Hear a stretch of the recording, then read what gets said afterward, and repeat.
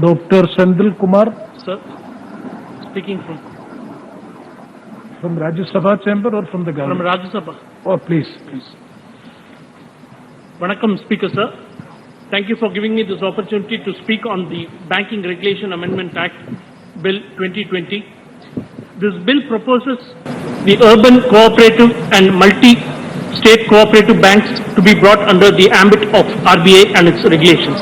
So I would like to limit my speech to 2 points. One, that the Finance Minister, citing the reason that many cooperative banks have incurred losses, and that is one of the reasons for bringing it, and the other being the RBI having the power to control the chairman and reconstitute the bodies of the board of directors. So coming to the first point of incurring losses, so I would like to differ. I would like to give an example of Tamil Nadu, where we have 128 cooperative banks which have been running very successfully, and only 9 of them have been reporting losses. And these 128 out of these which have been making huge profits have recorded margin of deposit of 7,000 crores. So this argument doesn't lie. And if by the Finance Minister's statement citing that 277 banks, cooperative banks are in losses, fine. If it is in losses, the main losses are due to the natural calamities, the famine, the drought, and so many other reasons which the government has to step in and to empower them. But this has not been seen done. And to take a good example, the 4 Dravidian states of Telangana, Andhra Pradesh, Karnataka, and the Kerala, and the state which upholds the principle of Dravidian, Tamil Nadu and Pondicherry, have proven successful models in having these cooperative banks. Why doesn't the government take models from these and implement them? And also in the following in the cases you see that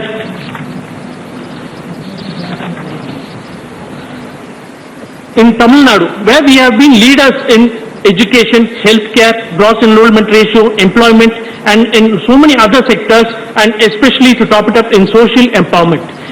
But a secret to the central government is, if you want to be leaders in any of these fields, it is better for you to follow the Dravidian model of methodologies of implementation these processes throughout India, which have been brought under the Dravidian regime in Tamil Nadu, especially under the great visionary leader Dr. Karunanidhi. And it was during his tenure, Dr. Kalaignar, that the agriculture waiver loan of rupees 7,000 crores was waived off to the benefit of the agriculturists. And also it was during our party DMK leader, M.K. Stalin, that in my district, Dharmapuri, the self-empowerment of the women's group was first initiated, and it was successfully shown. And also, we have, regarding the cooperative banks, we have given an assurance of waiving of the agricultural loans, the jewel loans, the education loans, as and when we come to power with the cooperative banks. So now this will be seen as an infringement of the state rights. An infringement of the state rights has been constantly being seen by this government, coming and taking each and every aspect of it. And also, to say that the entry-level 32 states that the cooperative banks lie under the purview of the state government, and article and the entry level of 42 of the union government also excludes this risk from this. This can be challenged in court based upon these 2 points. And also saying that the states have the authority to regulate the banks under the registrar of cooperative banks. So that is the main reason, even when this Regulation Act was brought in 1965, it was excluded from the list. So the state has the power to incorporate a bank, to regulate a bank, and also to wind up the regulations of a cooperative bank.